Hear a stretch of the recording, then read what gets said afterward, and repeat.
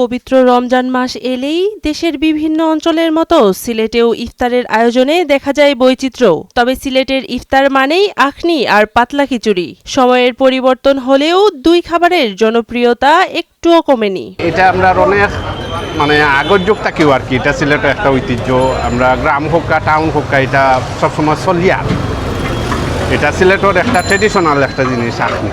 আখনি সিলেটের ঐতিহ্যবাহী একটি খাবার। সাধারণত চাল, ডাল, গরুর বা খাসির মাংস দিয়ে বিশেষ মশলা সমন্বয়ে এ খাবার রান্না করা হয়। সুগন্ধি ও মশলাদার এ খাবার রোজাদারদের কাছে বেশ পছন্দের। এটা তো ট্রেডিশনালি আমরা পেয়ে আসছি আর কি, হ্যাঁ, সেই জন্য এটা আমরা বেশি পছন্দ করি।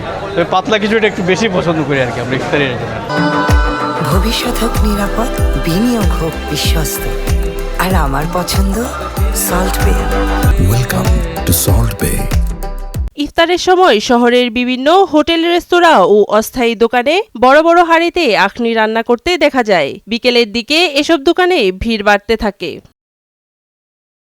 অন্যদিকে পাতলা খিচুড়ি সহজপাচ্য ও হালকা হওয়ায় ইফতারে এটি আলাদা কদর পায়। দীর্ঘ সময় রোজা রাখার পর শরীরের জন্য উপযোগী হওয়ায় অনেকেই আখনির পাশাপাশি পাতলা খিচুড়ি কিনে নেন।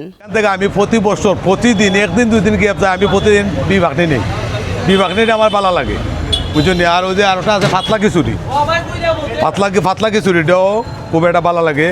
আর যে থোড়া আইটেম আছে আমি প্রতিটাও আমরা গরম মানুষ আছে মনে হয় আমরা 60 জন, প্রতিটাই একটা করে আমি আইটেম লই।